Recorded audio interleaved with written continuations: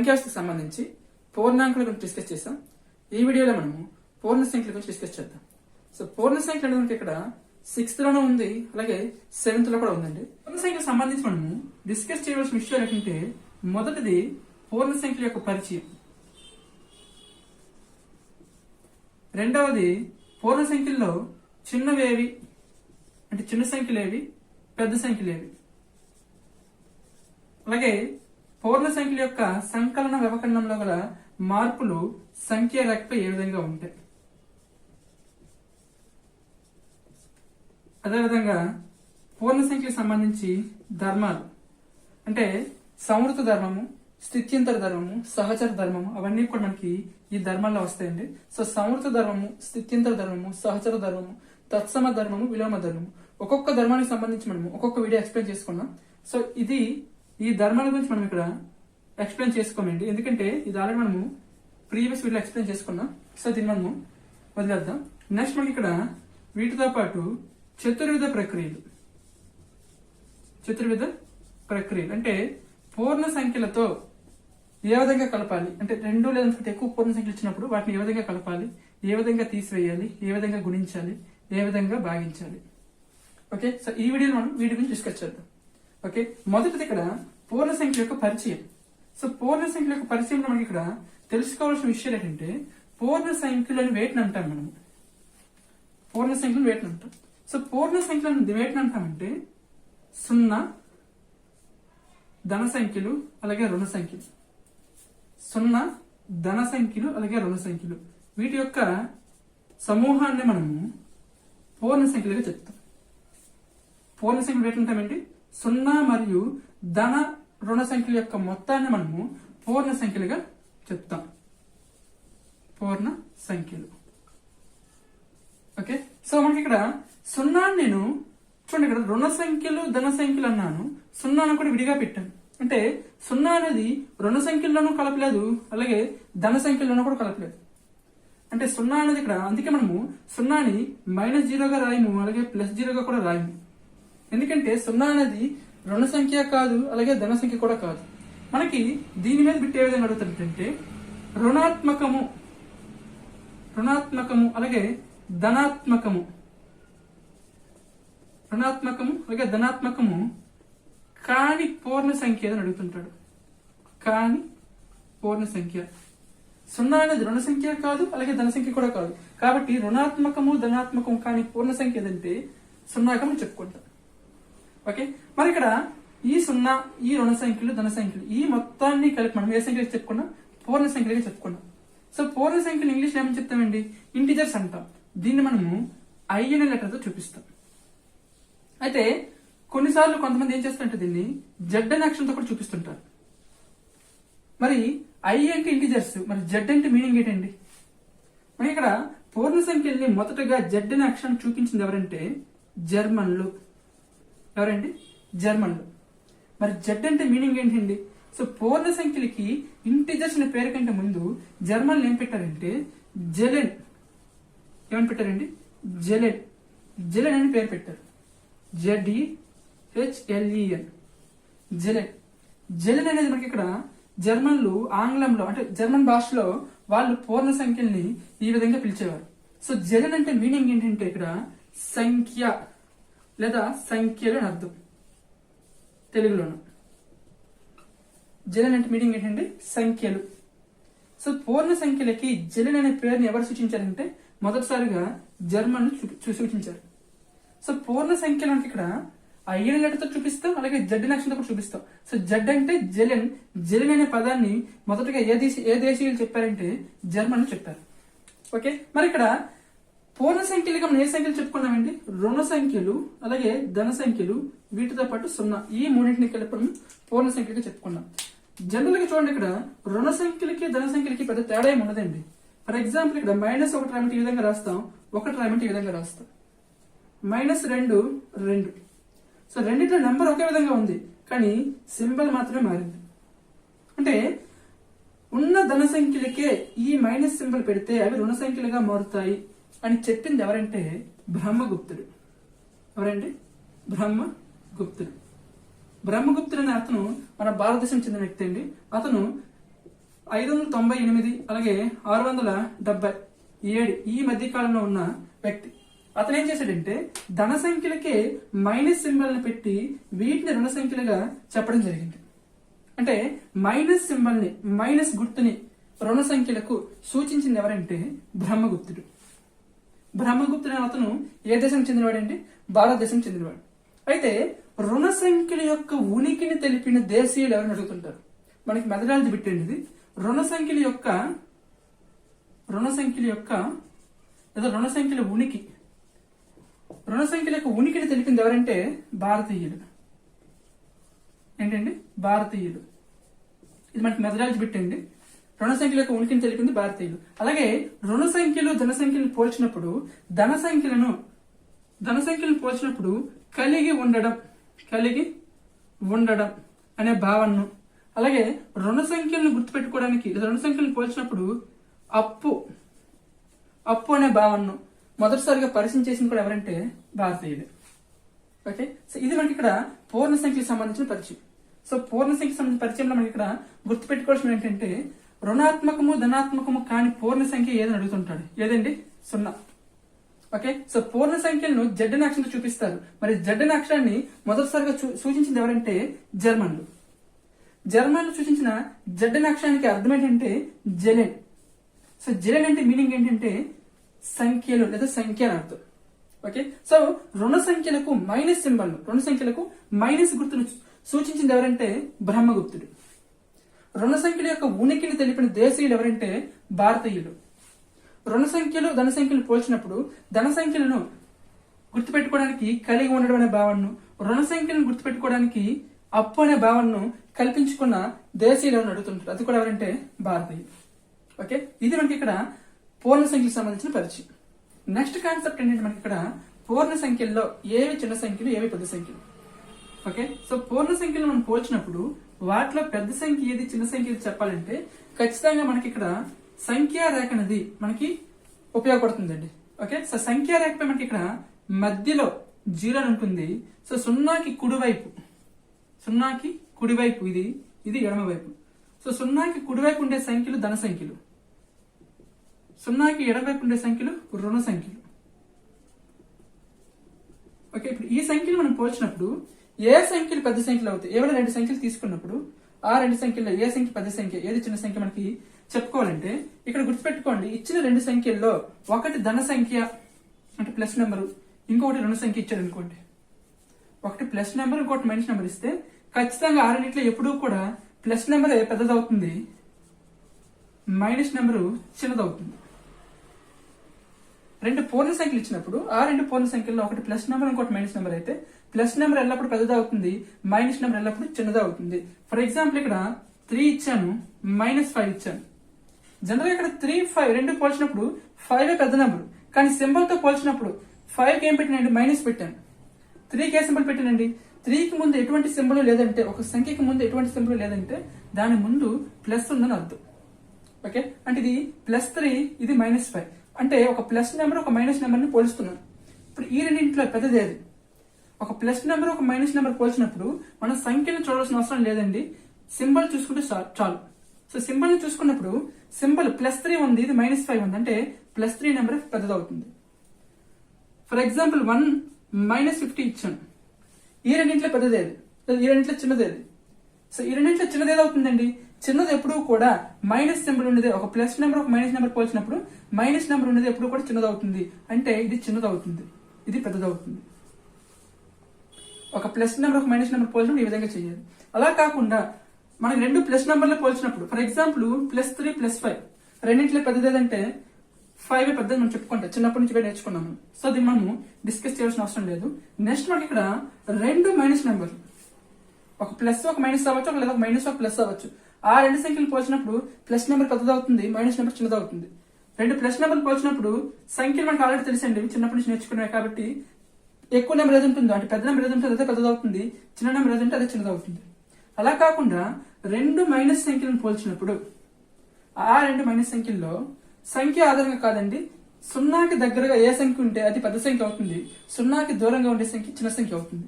For example ఇక్కడ -5, -1 ఈ రెండింటిలో పెద్దదేది? జనరల్ గా సింబల్ మైనస్ లేకపోతే 5 పెద్దదవుతుంది, 1 చిన్నదవుతుంది. కానీ రెండింటికి నేను మైనస్ పెట్టాను అంటే -5 -1 ఈ రెండింటిలో పెద్దది ఏది? సో ఈ రెండింటిలో పెద్దది చెప్పాలంటే మనకి ఇక్కడ సంఖ్యారేఖపై ఆధారంగా చూడండి. సంఖ్యారేఖపై 0కి ఎడమ వైపు వెళ్లే కొద్దీ మొదటగా -1 వస్తుందా -5 వస్తుందండి? మొదటగా -1 వస్తుంది. అంటే 0కి దగ్గరగా -1 ఉందా -5 ఉందా? -1 ఉంది. కాబట్టి -1 అనేది పెద్ద సంఖ్య అవుతుంది, -5 అనేది చిన్న సంఖ్య అవుతుంది.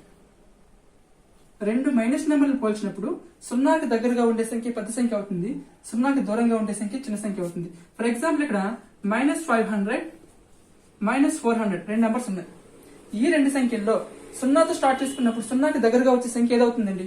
0 తర్వాత -1 -2 -3 -4 ఈ విధంగా వెళ్ళే కొద్దీ మనకి ముందుగా -500 వస్తుందా -400 వస్తుందా?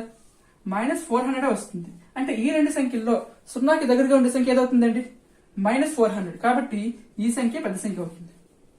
ఓకే, రెండు మైనస్ సంఖ్యలు పోల్చినప్పుడు 0కి దగ్గరగా ఉండే సంఖ్య పెద్ద సంఖ్య అవుతుంది, 0కి దూరంగా ఉండే సంఖ్య చిన్న సంఖ్య అవుతుంది. ఒక ప్లస్ నెంబర్ ఒక మైనస్ నెంబర్ పోల్చినప్పుడు ప్లస్ నెంబర్ ఎల్లప్పుడు అది సంఖ్యతో మనకు సంబంధం లేదండి. సంఖ్య ఎంత అయినప్పటికీ కూడా ప్లస్ నెంబర్ పెద్దదవుతుంది, మైనస్ నెంబర్ చిన్నదవుతుంది. ఓకే, సో పూర్ణ సంఖ్యకి సంబంధించి చిన్న సంఖ్య పెద్ద సంఖ్య భావన ఇది. ఓకే, సో పూర్ణ సంఖ్యలో ఇక్కడ ఒక సంఖ్యను సంఖ్యారేఖ చూపించినప్పుడు ఒక సంఖ్యకు ఏదైనా ఒక సంఖ్య తీసుకోండి, ఎడమ వైపు వెళ్లే కొద్దీ విలువలు ఏమవుతూ ఉంటాయంటే తగ్గుతుంటాయి. ఏమవుతాయండి? తగ్గును. అలా కాకుండా కుడివైపుకి వెళ్లే కొద్దీ సంఖ్య యొక్క విలువ ఏమవుతుందంటే పెరుగుతుంది. మనం ఏ సంఖ్య ఆధారంగా తీసుకున్నా సరే, ఫర్ ఎగ్జాంపుల్ 0 ఆధారంగా చేసుకున్నప్పుడు 0కి కుడివైపుకి వెళ్లే కొద్దీ ఏమవుతాయండి సంఖ్యలు 1 2 3 4 5 పెరుగుతున్నాయి. 0కి ఎడమ వైపుకి వచ్చే కొద్ది ఏమవుతుందండి? -1 -2 -3 -1 కంటే -2 చిన్నది, -2 కంటే -3 చిన్నది, -3 కంటే -4 చిన్నది. అంటే ఎడమ వైపుకి వచ్చే కొద్ది తగ్గుతుంటది. ఒక సంఖ్య రేఖపై ఒక నెంబర్ ఏదైనా ఒక సంఖ్య ఆధారంగా కుడివైపుకి వెళ్లే కొద్ది సంఖ్య యొక్క విలువ పెరుగుతుంది, ఎడమ వైపుకి వెళ్లే కొద్ది సంఖ్య యొక్క విలువ తగ్గుతుంది. ఈ రెండు పాయింట్లు కూడా గుర్తుపెట్టుకోండి. నెక్స్ట్ మనకి పూర్ణ సంఖ్యలను సంఖ్యారేఖపై కలిపినప్పుడు తీసేసినప్పుడు దాని యొక్క విలువ ఏ విధంగా మారుతుందో చూద్దాం. ముందు మనం ఏం చెప్పుకున్నామండి? సంఖ్యారేఖపై ఏదైనా ఒక సంఖ్య తీసుకున్నప్పుడు ఆ సంఖ్యకు కుడివైపు వెళ్లే కొద్దీ దాని యొక్క విలువ పెరుగుతుంది, ఎడం వైపు వెళ్లే కొద్దీ దాని యొక్క విలువ తగ్గుతుంది. మనం ఇక్కడ సహజ సంఖ్యలు అలాగే పూర్ణాంకాల గురించి చెప్పుకున్నప్పుడు సంఖ్యారేఖపై సంకలన వ్యవకలనం గురించి చెప్పుకున్నామండి. సో ఆ సందర్భంలో ఏదైనా ఒక సంఖ్య తీసుకున్నప్పుడు ఆ సంఖ్యకు ఇంకొక సంఖ్య కలిపినప్పుడు దాని యొక్క విలువ ఏమవుతుందంటే కుడివైపుకి జరుగుతుంది. ఫర్ ఎగ్జాంపుల్ 5 తీసుకున్నాను, 5కి నేను 4 కలిపాను అనుకోండి, దాని విలువ ఎంత అవుతుందండి? 9 అవుతుంది. అంటే దాని యొక్క విలువ ఎటువైపు వెళ్తుందండి? ఈ కుడివైపుకి వెళ్తుంది. అలా కాకుండా 5 నుంచి నేను 3 తీస్తే ఎంత వస్తుంది? 2 వస్తుంది. అప్పుడు దాని యొక్క విలువ ఎంత వస్తుందండి? ఎడం వైపు జరుగుతుంది 2కి. అంటే పూర్ణాంకాలు అవ్వచ్చు, సహజ సంఖ్యలు అవ్వచ్చు, వాటి యొక్క సంకలనం లేదా వ్యవకలనం మనము సంఖ్యారేఖపై చేసినప్పుడు వాటి యొక్క కలిపినప్పుడు దాని యొక్క విలువ కుడివైపుకి వెళ్తుంది, తీసివేసినప్పుడు దాని యొక్క విలువ ఎడం వైపుకి వెళ్తుంది. మనం కలిపిన సంఖ్యలు ఇక్కడ ధన సంఖ్యలుగానే ఉంటాయి. సో కలిపిన సంఖ్య ధన సంఖ్య, తీసివేసిన సంఖ్య ధన సంఖ్య, కాబట్టి పెద్దగా మార్పేం ఉండదు. కానీ పూర్ణాంకాల్లో మనం ఇక్కడ సంఖ్యారేఖపై ఒక సంఖ్యకు ధన సంఖ్యను కూడినప్పుడు ఏ విధంగా ఉంటుంది, రుణ సంఖ్యను కూడినప్పుడు ఏ విధంగా ఉంటుంది, లేదా ఒక ధన సంఖ్యను కలిపినప్పుడు ఏ విధంగా ఉంటుంది, లేదా ఒక ధన సంఖ్యను తీసివేసినప్పుడు ఏ విధంగా ఉంటుంది. ఓకే, నెక్స్ట్ ఒక రుణ సంఖ్యకు ఒక ధన సంఖ్య కలిపితే ఏ విధంగా ఉంటుంది, ఒక రుణ సంఖ్యకు ఒక ధన సంఖ్యను తీసివేస్తే ఏ విధంగా ఉంటుంది, నెక్స్ట్ రెండు రుణ సంఖ్యలను కలిపితే ఏ విధంగా మార్పు చెందుతుంది, రెండు రుణ సంఖ్యలను తీసివేస్తే ఏ విధంగా మార్పు చెందుతుంది. నెక్స్ట్ మనకి ఇక్కడ ఒక ధన సంఖ్య అలాగే ఒక రుణ సంఖ్యను కలిపినప్పుడు ఏ విధంగా మార్పు చెందుతుంది, అలాగే ఒక ధన సంఖ్య ఒక రుణ సంఖ్యను తీసివేస్తే మార్పు ఏ విధంగా జరుగుతుంది. సో ఇవన్నీ మనకి ఖచ్చితంగా తెలియాలండి. ఇవి మొత్తం మనకి ఇక్కడ 8 స్టేట్మెంట్లు ఉంటాయండి. సో 8 స్టేట్మెంట్లు కూడా మనం గుర్తుపెట్టుకోవాలి. అంటే సంఖ్యారేఖ ఆధారంగా మనం ఈజీగా చేయొచ్చు.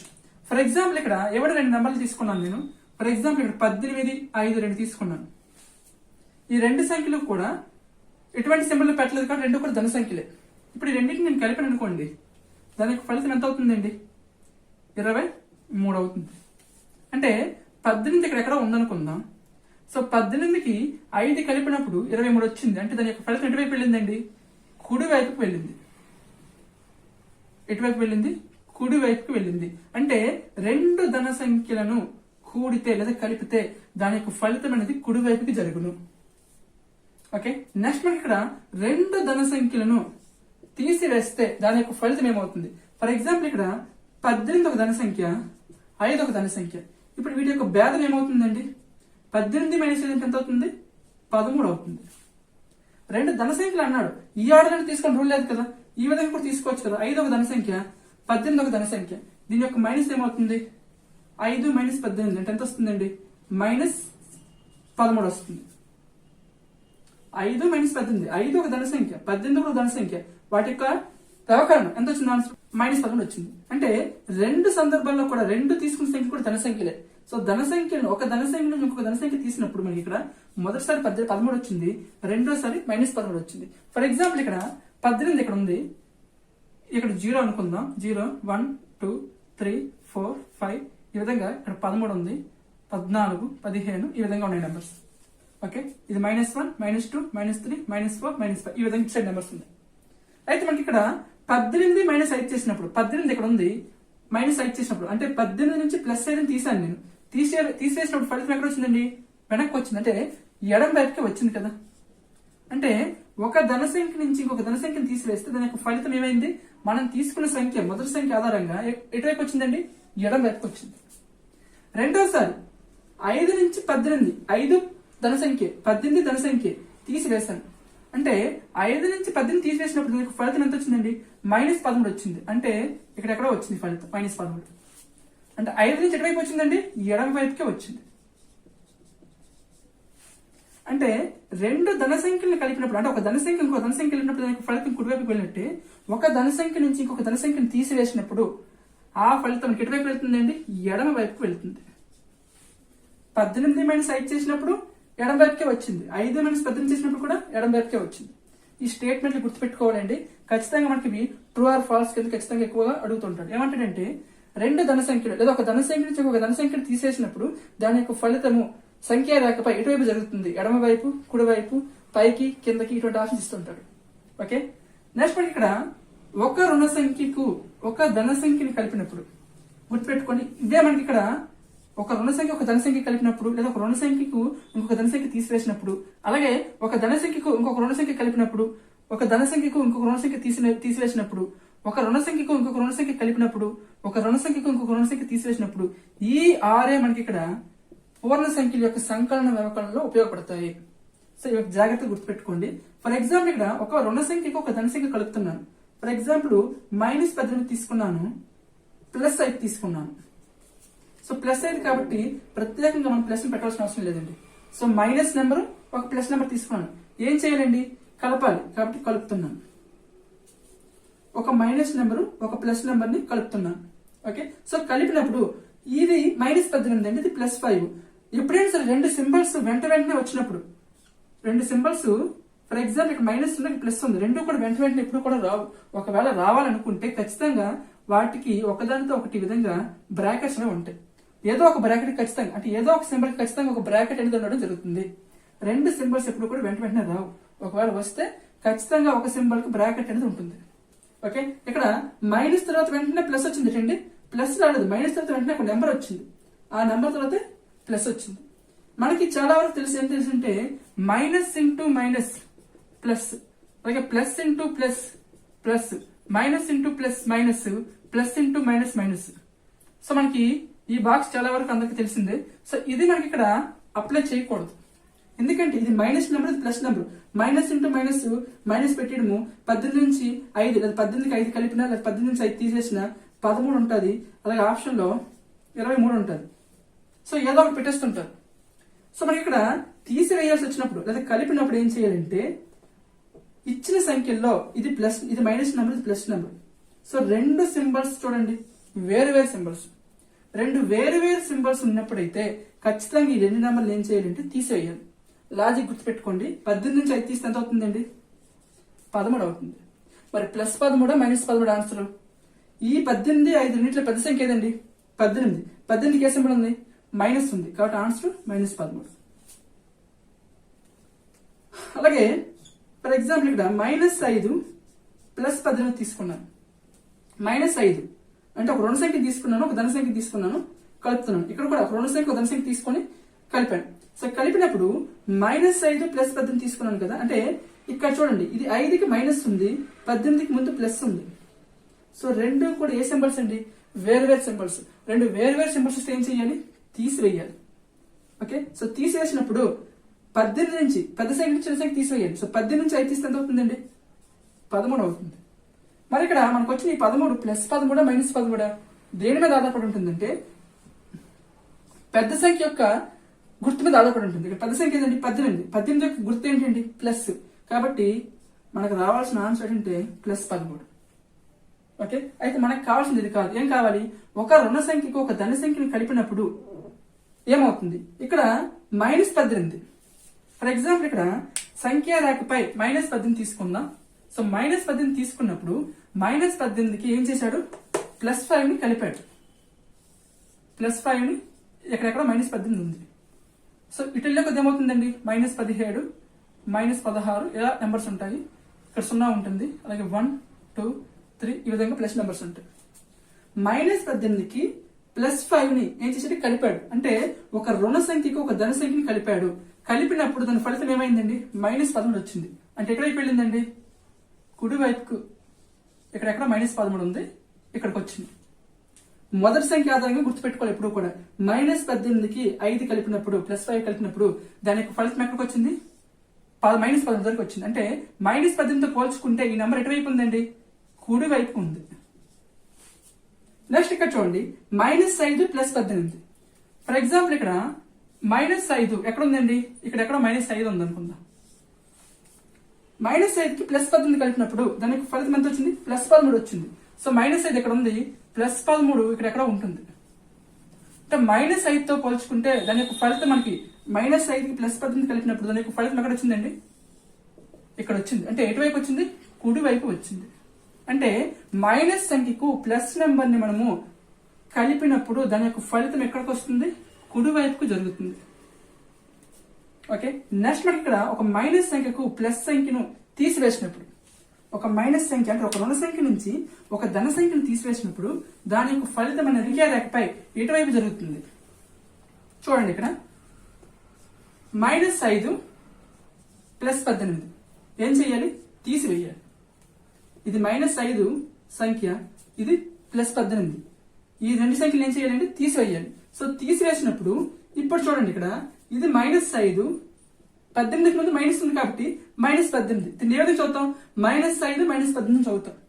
సో ఇక్కడ ఇది మైనస్, ఇది మైనస్, రెండు ఒకటే సింబల్స్. ముందు మనం ఏం చెప్పుకున్నామండి? రెండు వేరే సింబల్స్ వచ్చినప్పుడు ఏం చేసాం? మనం తీసివేసాం.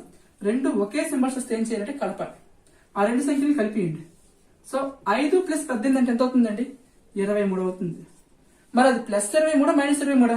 మైనస్ ఇంటూ మైనస్ ప్లస్ రాయకూడదు. ఎందుకంటే ఇది ఇంటూ కాదండి, మనం కలుపుతున్నాం లేదా తీసేస్తున్నాం. రెండు రుణ సంఖ్యలు ఏం చేస్తాం? ఒక ధన సంఖ్య నుంచి ఒక రుణ సంఖ్యను, లేదా ఒక రుణ సంఖ్య నుంచి ఒక ధన సంఖ్యను తీసేస్తున్నాం. సో రెండు సంఖ్యల మధ్యలో ఇంటూ అనేది ఎక్కడ లేదు కాబట్టి ఇది ఇంటూ చేయకూడదు మనం ఇక్కడ. సో ఇది మైనస్ సంఖ్య, ఇది మైనస్ సంఖ్య, రెండు ఒకే సింబల్స్ కాబట్టి ఈ రెండు సంఖ్యని కలపాలి. ఇది మైనస్ సంఖ్య కాబట్టి మైనస్ పెట్టాలి. లేదా పెద్ద సంఖ్య 18 కదా, 18కి ముందు ఏ సింబల్ ఉందండి? మైనస్ ఉంది కాబట్టి మైనస్ పెట్టాడు. పెద్ద సంఖ్యకి ముందు ఏ సింబల్ ఉంటే ఆ సింబల్ పెట్టిడు ఆన్సర్లో మనం. ఎప్పుడండి? కలిపినప్పుడు, తీసివేసినప్పుడు. ఇప్పుడు ఇంకోటి చేద్దాం. -18 + 5 తీసుకున్నాను. సో రెండు ఏం చేయాలి? మైనస్ చేయాలి.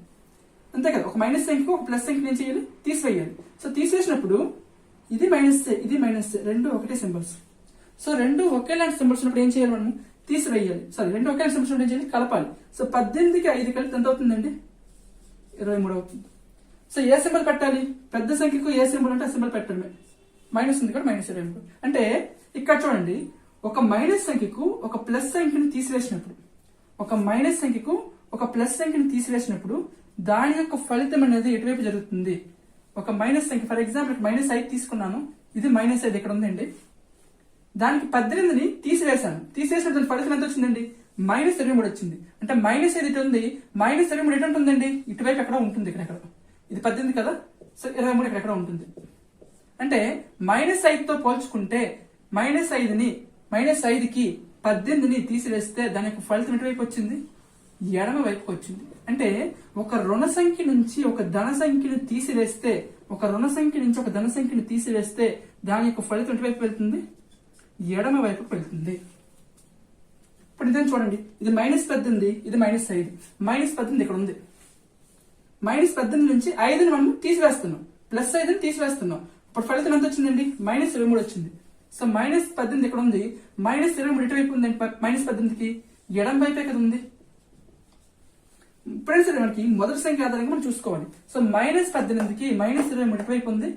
ఎడమ వైపు ఉంది. అంటే ఒక రుణ సంఖ్యకి ఒక ధన సంఖ్యను మనం తీసివేసినప్పుడు దాని యొక్క ఫలితం ఎటువైపు వస్తుంది? ఎడమ వైపుకి వస్తుంది.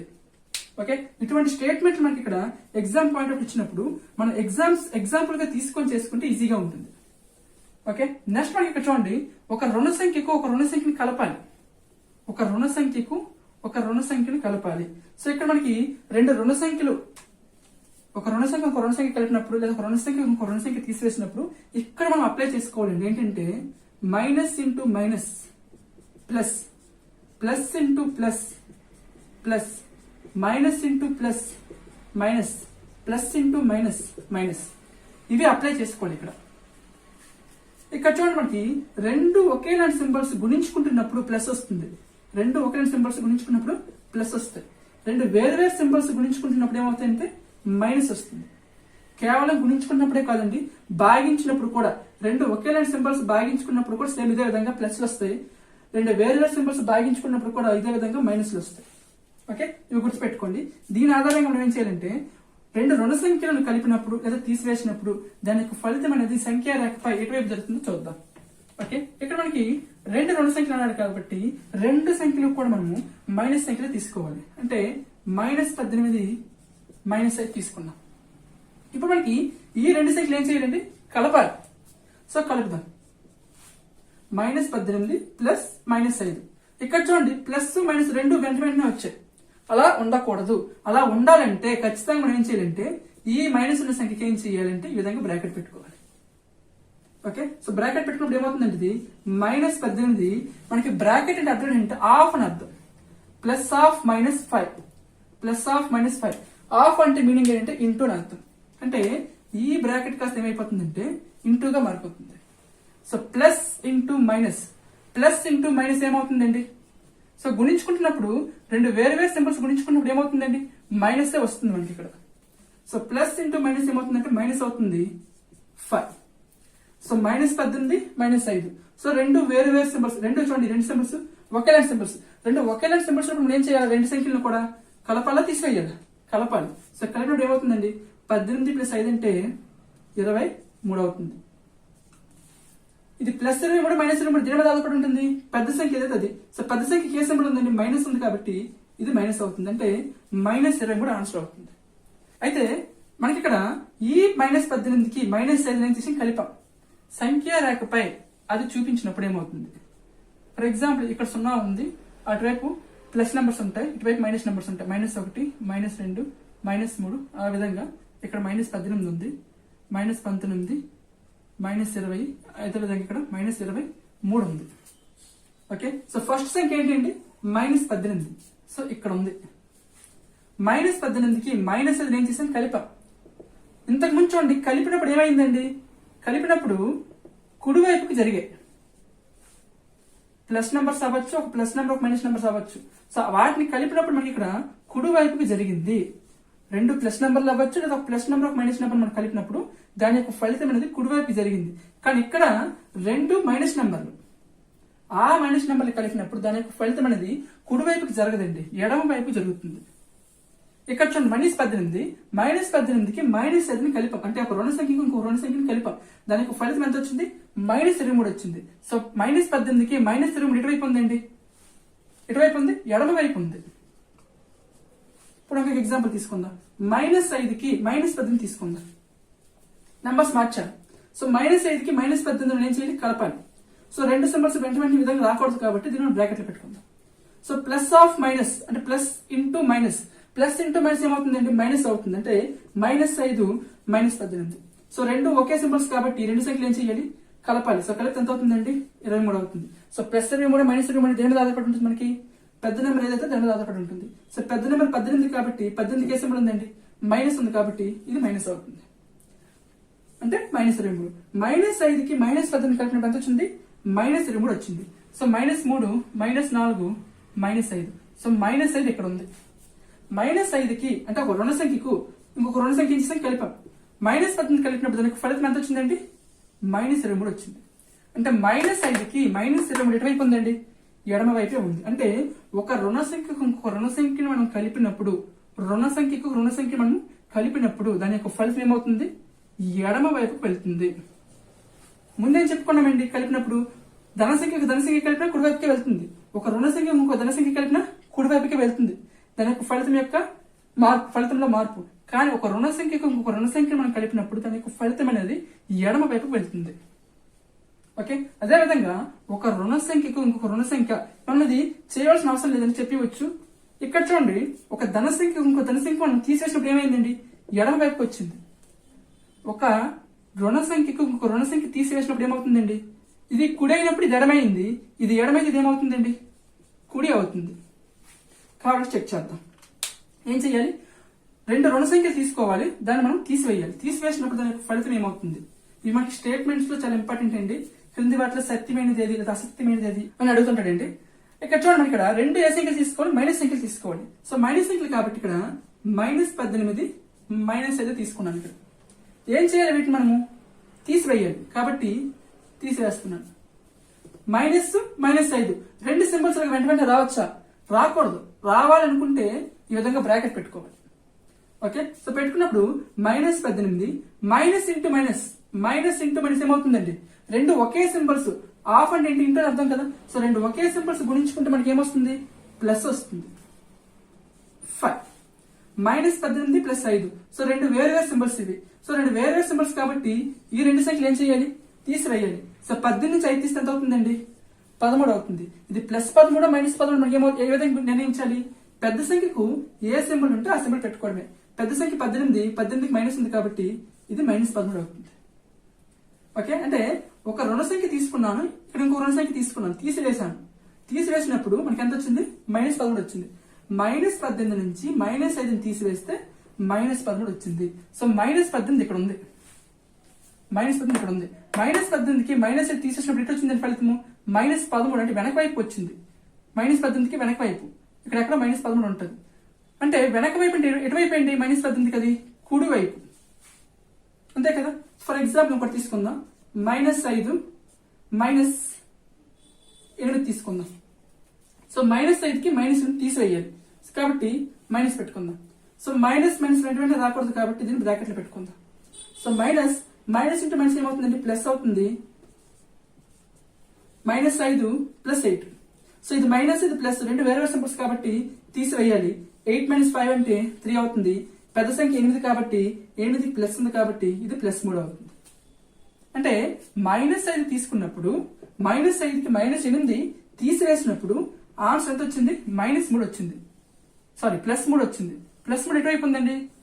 ఇక్కడ ఎక్కడో +3 ఉంటుంది. అంటే -5కి +3 ఎటువైపు ఉందండి? కుడి వైపు ఉంది, అంతే కదా. అంటే ఒక మైనస్ సంఖ్య నుంచి ఇంకొక మైనస్ సంఖ్యను తీసివేస్తే దాని ఫలితం ఎటువైపు వెళ్తుంది? కుడి వైపుకి వెళ్తుంది. ఓకే, మీరు నోట్స్ కానీ రాసుకున్నట్లయితే స్టేట్మెంట్ అనేది రాసుకోండి. ఒక ధన సంఖ్య ఇంకో ధన సంఖ్య కలిపినప్పుడు సంఖ్య రేఖపై దాని యొక్క మార్పు ఎటువైపు వెళ్తుంది అంటే కుడివైపు వెళ్తుంది. అలాగే ఒక ధన సంఖ్య నుంచి ఇంకొక ధన సంఖ్య తీసివేస్తే మార్పు ఎడమ వైపు వస్తుంది. అలాగే ఒక రుణ సంఖ్య ఇంకొక ధన సంఖ్య కలిపిన దాని యొక్క మార్పు ఏమవుతుందంటే కుడివైపు వెళ్తుంది. ఒక రుణ సంఖ్య నుంచి ఒక ధన సంఖ్య తీసివేస్తే దాని యొక్క మార్పు ఎడమ వైపు వెళ్తుంది. అదే విధంగా వాటిని కూడా మనం సాల్వ్ చేయాలి. నెక్స్ట్ చూడండి, ఇక్కడ ఒక ధన సంఖ్యకు ఇంకొక రుణ సంఖ్యను కలపాలి. సో మనం ఫర్ ఎగ్జాంపుల్ ఇక్కడ 25 తీసుకున్నాను, ఒక రుణ సంఖ్యను -5గా తీసుకున్నాను. సో మొదటి సందర్భం ఏం చేయాలండి? కలపాలి. సో కలిపితే ఏమవుతుంది? ఇక్కడ 25 + -5 అవుతుంది. సో +-5 చదవకూడదు కాబట్టి, రాయకూడదు కాబట్టి దాన్ని మనం ఈ విధంగా బ్రాకెట్ పెట్టుకున్నాం. సో ప్లస్ ఆఫ్ మైనస్ అంటే 25 ప్లస్ ఆఫ్ మైనస్ అంటే ఏమవుతుందండి? ప్లస్ ఇంటూ మైనస్ అని అర్థం కాబట్టి ఇది మైనస్ అవుతుంది, 5 అవుతుంది. సో 25 - 5 అంటే ఎంత అవుతుందండి? 20 అవుతుంది. సో సంఖ్య రేఖపై 0, ఫర్ ఎగ్జాంపుల్ 25 ఇక్కడ ఉంది, 20, 15, 10 ఈ విధంగా నెంబర్స్ ఉంటాయి. సో 25 ఆధారంగా మనం చేసుకున్నప్పుడు 25 నుంచి ఒక ప్లస్ నెంబర్ నుంచి ఒక మైనస్ నెంబర్ కలిపాం, ఒక ప్లస్ నెంబర్ ఒక మైనస్ నెంబర్ కలిపాం. ఆ సందర్భంలో ఫలితం ఏమొచ్చింది? 20 వచ్చింది. అంటే 25కి 20 ఎటువైపు ఉందండి? ఎడమ వైపు ఉంది. ఇప్పుడు దీన్ని మనం మార్చి చూద్దాం. 5 ప్లస్ నెంబర్ తీసుకున్నాను, -25 మైనస్ నెంబర్ తీసుకున్నాను. సో ఏం చేయాలి, ఇక్కడ కూడా కలపాలి. సో కలిపినప్పుడు 5 ప్లస్ ఆఫ్ -25 అవుతుంది. అంటే 5 ప్లస్ ఇంటూ మైనస్ అవుతుంది, 25 అవుతుంది. అంటే 5 మైనస్ 25. సో 5 మైనస్ 25 అంటే ఎంత అవుతుందండి, -20 అవుతుంది. సో మనం తీసుకున్న సంఖ్య 5. సో 5 ఇక్కడ ఉంది. ఇప్పుడు ఈ 5 ఆధారంగా 5 అంటే ప్లస్ నెంబర్ కి మైనస్ నెంబర్ కలిపినప్పుడు ఏమొచ్చింది ఫలితం, -20 వచ్చింది. అంటే 5 ఇక్కడ ఉంది, 5కి -20 ఇక్కడ ఇటువైపు ఉంటుంది. అంటే ఎటువైపు వచ్చిందండి, ఎడమ వైపుకి వచ్చింది. ఎటువైపుకి వచ్చింది, ఎడమ వైపుకి వచ్చింది. అంటే ఒక ధన సంఖ్యకు ఒక రుణ సంఖ్యని కలిపినట్లయితే ఏమైందండి, ఒక ధన సంఖ్యకు ఒక రుణ సంఖ్యని కానీ కలిపినట్లయితే దాని యొక్క ఫలితం ఏమవుతుందండి, ఎడమ వైపుకి వస్తుంది. ఓకే, నెక్స్ట్ అదేవిధంగా ఒక ధన సంఖ్యకు ఒక రుణ సంఖ్యని కానీ తీసివేస్తే దాని యొక్క ఫలితం ఎటువైపు వెళ్తుందంటే కుడి వైపుకి వెళ్తుంది. ఎటువైపు వెళ్తుంది, కుడి వైపుకి వెళ్తుంది. ఫర్ ఎగ్జాంపుల్ చూడండి, ఇక్కడ -25 తీసుకున్నాను. సారీ, ప్లస్ నెంబర్ అన్నాడు కదా, ప్లస్ నెంబర్ కాబట్టి 25 తీసుకున్నాను. మైనస్ నెంబర్ అన్నాడు కాబట్టి -5 తీసుకున్నాను. ఏం చేయాలి, తీసివేయాలి. సో మైనస్ రాకూడదు కాబట్టి -1/2 గా రాసుకున్నాను. సో మైనస్ ఇంటూ మైనస్ ఏమవుతుందండి, ప్లస్ అవుతుంది. అంటే 25 + 5 అంటే ఎంత అవుతుందండి, 30 అవుతుంది. లేదా సింబల్స్ చేంజ్ చేద్దాం, నెంబర్స్ చేంజ్ చేద్దాం. +5 తీసుకున్నాను, -25 తీసుకున్నాను. ఏం చేయాలి, తీసివేయాలి. సో తీసేసినప్పుడు ఏమవుతుందండి, మైనస్ ఇంటూ మైనస్ ఏమవుతుంది, ప్లస్ అవుతుంది. అంటే 5 + 25 ఎంత అవుతుంది, 30 అవుతుంది. అంటే మనం తీసుకున్న సంఖ్య ఏదైనప్పటికీ కూడా ప్లస్ నెంబరు దానికి ఒక మైనస్ నెంబర్ తీసివేసినప్పుడు దాని యొక్క ఫలితం ఏమైంది, ఇక్కడ 25 తీసుకుంటే 30 అయింది, 5 తీసుకుంటే 30 అయింది. సో 5 కి 25 కి 30 ఎటువైపు ఉంటుందండి, కుడివైపే ఉంటుంది. కాబట్టి కుడివైపు అయింది. ఓకే, సో ఎప్పుడైనా సరే మీరు మొదటిది ఈ సంఖ్యలు చూడండి, ఇక్కడ ఒక ప్లస్ నెంబర్ కి ఒక ప్లస్ నెంబర్ కలిపితే కుడివైపు వెళ్తుంది, ఒక ప్లస్ నెంబర్ కి ఒక ప్లస్ నెంబర్ తీసేస్తే ఎడమవైపుకి వెళ్తుంది. ఒక మైనస్ నెంబర్ అంటే ఒక రుణ సంఖ్యకు ఒక ధన సంఖ్యని కలిపినట్లయితే కుడివైపుకి వెళ్తుంది. ఒక రుణ సంఖ్యకు ఒక ధన సంఖ్యని తీసివేసినట్లయితే ఎడమవైపుకి వెళ్తుంది. అలాగే ఒక ధన సంఖ్యకు ఆర్డర్ ముఖ్యమండి, ఒక రుణ సంఖ్యకు ఇంకొక రుణ సంఖ్య మనం కలిపినట్లయితే ఎడమవైపు జరుగుతుంది. అలాగే ఒక రుణ సంఖ్యకు ఇంకొక రుణ సంఖ్య తీసివేస్తే కుడివైపు జరుగుతుంది. ఒక ధన సంఖ్యకు ఒక రుణ సంఖ్యను కలిపినట్లయితే ఎడమవైపు జరుగుతుంది. అలాగే ఒక ధన సంఖ్యకు ఒక రుణ సంఖ్యను తీసివేసినట్లయితే కుడివైపు జరుగుతుంది. ఓకే, ఇది మనకి ఇక్కడ ఉన్న 8 స్టేట్మెంట్లు. ఈ 8 స్టేట్మెంట్లు కూడా మనం గుర్తుపెట్టుకోవాలి. ఓకే, నెక్స్ట్ మనకి ఇక్కడ పూర్ణ సంఖ్యకు సంబంధించి ధర్మాలు. సో పూర్ణ సంఖ్యలు మనకి ఇక్కడ సమృద్ధ ధర్మము, స్థిత్యంతర ధర్మము, సహచర ధర్మము, విలోమ ధర్మము, తత్సమ ధర్మం. ఈ 5 ధర్మాల్లో ఏ ధర్మాల్లో మనకి ఇక్కడ అంటే సంకలనం పరంగా, వ్యవకలనం పరంగా, గుణకారం, భాగారం వీటి పరంగా మనకి ఇక్కడ పూర్ణ సంఖ్యల్లో ఈ ధర్మాలు పాటిస్తాయి లేవని మనం ఇక్కడ ఆల్రెడీ ప్రీవియస్ వీడియో చెప్పుకున్నాం మనము. సో ఇక్కడ ధర్మాల గురించి ఎక్స్ప్లెయిన్ చేయడం లేదు. నెక్స్ట్ మనకి ఇక్కడ పూర్ణ సంఖ్యలు 2 లేదా అంతకంటే ఎక్కువ పూర్ణ సంఖ్యలు ఇచ్చినప్పుడు వాటిని ఏ విధంగా కలపాలి, ఏ విధంగా తీసివేయాలి, ఏ విధంగా గుణించాలి, ఏ విధంగా భాగించాలి అవి మాత్రం మనం నేర్చుకుందాం. ఓకే, సో మనకి ఇక్కడ వాటికంటే ముందు అవి నేర్చుకోవడానికంటే ముందు మనం ఇక్కడ కొన్ని గుర్తుపెట్టుకోవాలండి. ఏంటంటే ఇక్కడ ఒక ప్లస్ సంఖ్యకు ఒక ప్లస్ సంఖ్య గుణిస్తే ప్లస్ వస్తుంది, ఒక మైనస్ సంఖ్యకు ఒక మైనస్ సంఖ్య గుణిస్తే ప్లస్ వస్తుంది. అలాగే ఒక ప్లస్ సంఖ్యకు ఒక మైనస్ సంఖ్య గుణిస్తే మైనస్ వస్తుంది, ఒక మైనస్ సంఖ్యకు ఒక ప్లస్ సంఖ్య గుణిస్తే మైనస్ వస్తుంది. సింపుల్ గా గుర్తుపెట్టుకోవాలంటే 2 ఒకే సింబల్స్ లాంటి అంటే 2 ఒకే సింబల్ ఉన్న సంఖ్యలు గుణించుకుంటే ఆ సందర్భంలో మనకి ఇక్కడ ప్లస్ వస్తుంది. అది ప్లస్ లావని లేదా మైనస్ లావని.